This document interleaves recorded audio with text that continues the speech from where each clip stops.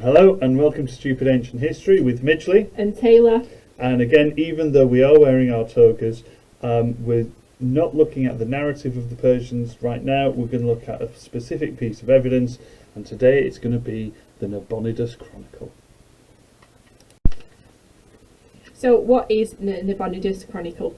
So the Nabonidus Chronicle, apart from having a cracking name, is one of the most important surviving Babylonian texts from the 6th century.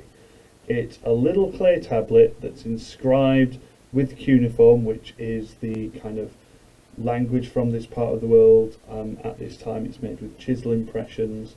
It is badly damaged, so there are obviously bits of the narrative missing, but like I said, it's one of the few, and these are very, very few and far between, Babylonian texts from the period. And like most things of historical importance, it's been pilfered and is currently in the British Museum. I was going to say, not a shocker. It's not really a shocker, is No. it? Anyone lost anything? Anything been nicked? We tried the British Museum. It's not a surprise. Sorry, British Museum, we do like you. So our next question, now that we know what it is what does it say? So the Chronicle tells us the story of Nabonidus, who was the last independent ruler of Babylon. But it doesn't just cover his rule, it also covers the reign of Cyrus, which is why it's so important for us and why it's so useful. So in the text, Nabonidus doesn't exactly get a great write-up. He is away from Babylon for at least 10 years, presumably trying to conquer Arabia. It seems he's also quite unfortunate as well that many of the most important nobles in Babylon start to distance themselves from him. How do they do that?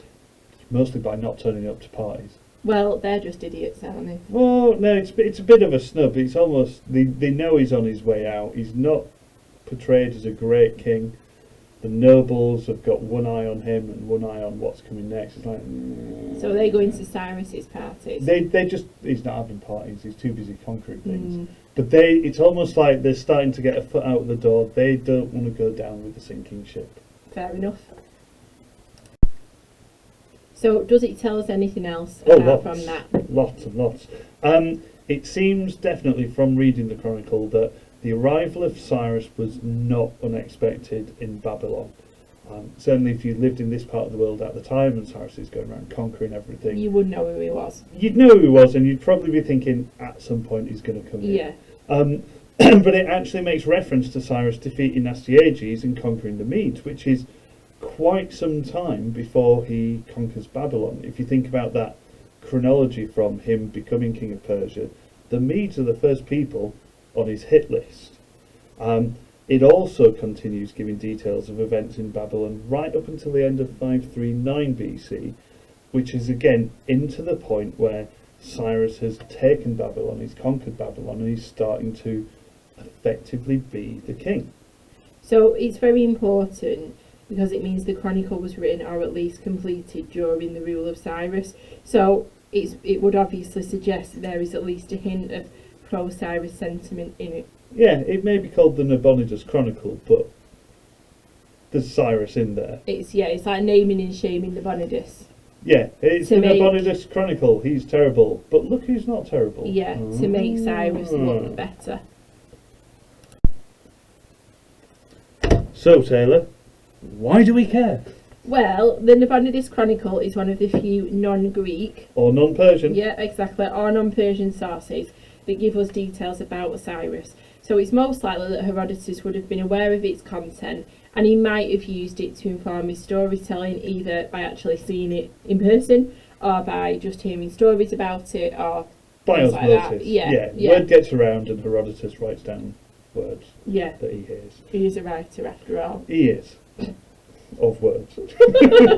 Sorry, we'll get back to the point. So it's also important that it allows us to cross-reference some of these stories to other sources to try and establish some reliability. And this is always the problem with not just this period of ancient history, but all bits of ancient history. Yeah. The surviving sources we have often can be seen as sitting in isolation, not so much with Roman sources, because they tend to stack up together Yeah, they quite do. well, but certainly kind of Greek sources and Persian sources at this point they're so few and far between, and there's so many gaps that it's really important when you do find sources that say similar things and can cross-reference each other. We can say with a slightly greater degree of surety that these events are reliable, or that these events are really well known, even if they're completely. And it's a really good point, isn't it, to put in your exam?